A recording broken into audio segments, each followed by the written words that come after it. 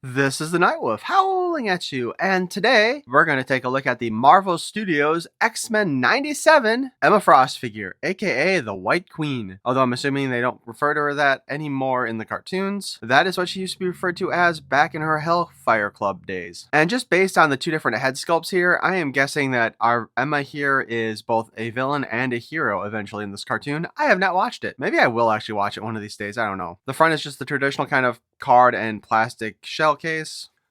On the back, we see the other characters: Marvel's Logan, Jubilee, Marvel's Morph, Emma Frost, Marvel's Cable, and Marvel's Sunspot. Yeah, there's a lot of copyright tricks going on there, isn't there? Jubilee was the only other figure in this wave I got. If I saw Logan in the wild, I'd probably consider picking that up too. Let's go ahead and open this sucker up, shall we?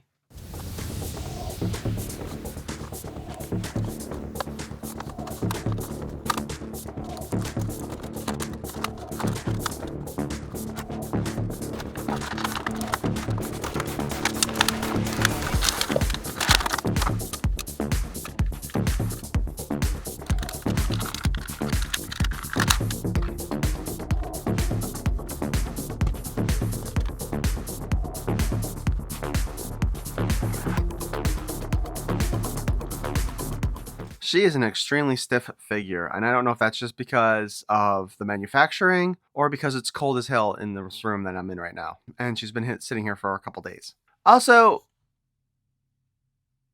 I know this is supposed to be looking like a gem here on her chest, but to me it kind of looks more like a ladybug. So we have two different head sculpts here. I'm going to call this one the evil head sculpt. She's got really dark makeup. Dark shadow around her eyes and the darker lipstick. Honestly, this looks pretty badass. I like it. And then she's just got straight normal hair.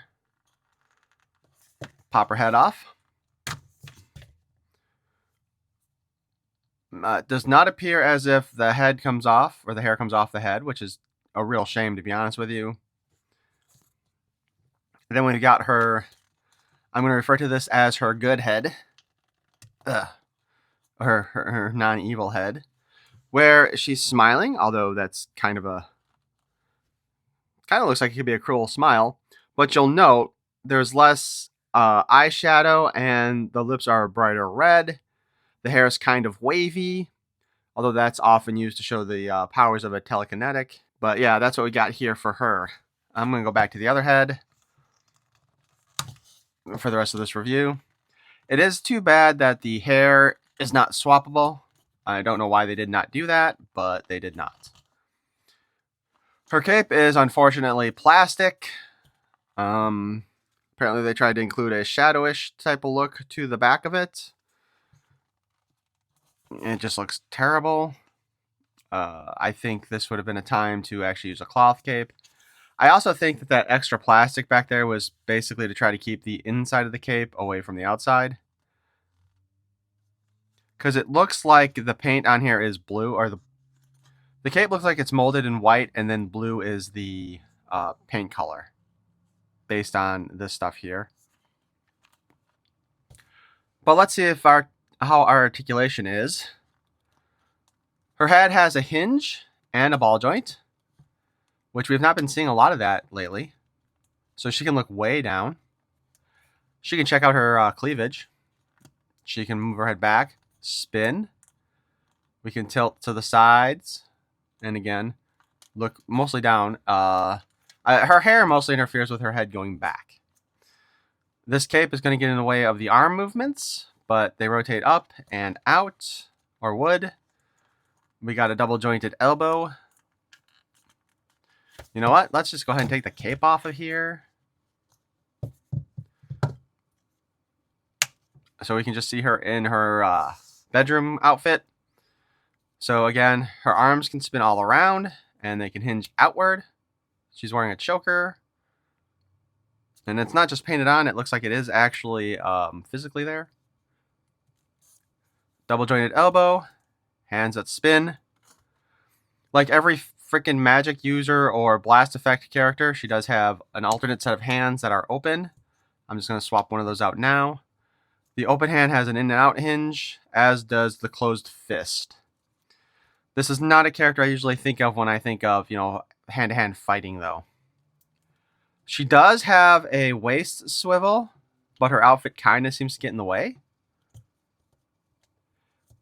I'm going to say that her corset here is, in fact, a separate piece from her skin.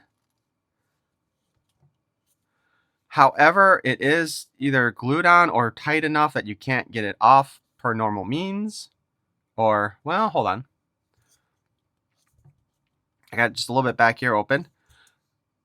Actually, it looks like it does look like this is actually two pieces here. The skin is a separate piece from the corset. Well, I mean, that was already true, but I mean, it looks like her torso ends right around here. So it looks like the corset takes the place of like a centerpiece on the chest, though it doesn't move. It does not look like the corset is covering a body as much as it is the bottom part of the body. Again, she can spin at the waist, though again, the corset does get in the way. Just pull her off of there for a moment. She can kick forward like that. And she can generally only kick that far back. Her out kick, she can almost do the splits. I should have probably used a different color background for this. We do have a thigh cut right up at the boot area, which is where it should be in this case. She has a double jointed knee. That line is painted all the way down there. She has a hinge at her ankle. These are all super stiff on this figure. It can spin. I am pretty sure that this foot was used on both because of the high heel, one of the original Black Cat figures from the Marvel Legends line, and one of the original Scarlet Witches. So this is back when they actually used to give the female characters heels to wear.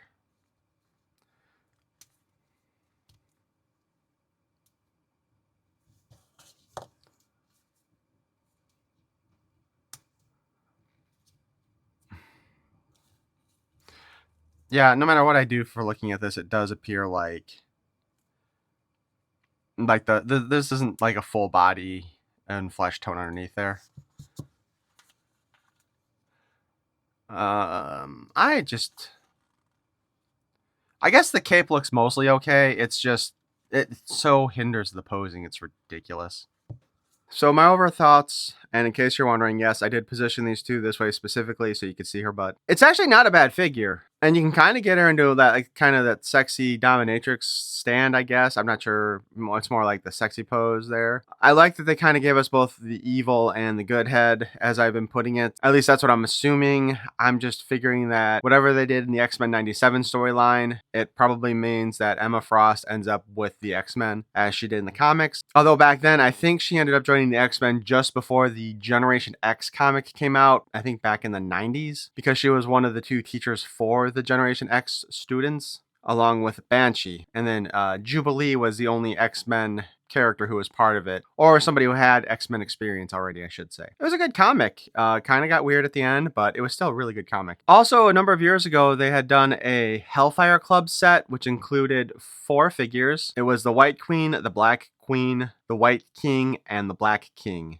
And I don't remember all their names. I think the Black King was Sebastian, but I don't remember what his last name is. And of course, the Black Queen was the Goblin Queen, aka Madeline Pryor, who is also known in the comics originally as the Mother of Cable, being that it's actually her as a clone of Jean Grey who supplied the DNA for Cable, which I believe it was the old-fashioned way. But I'm not as familiar with a lot of the X-Men's history as I am with some of the other characters, so take that with a grain of salt. But I do believe Cyclops ended up dating Madeline Pryor for a while, and that's when she got pregnant. But as I was saying with the Hellfire 4-pack, I think this costume or this outfit probably came directly from that. I am pretty sure I have that pack. I just don't know what I did with it because I never opened it up. So that's on me. But both the Black Queen and the White Queen had almost the same exact outfit, and I think it's this one right here, which may also explain why this is a little bit sexier than what we usually get from Marvel Legends nowadays. That being said, I do think that it would have been better off if they'd given us a cloth cape for. They could have still kept the fake fur rubbery top part and just had cloth cape,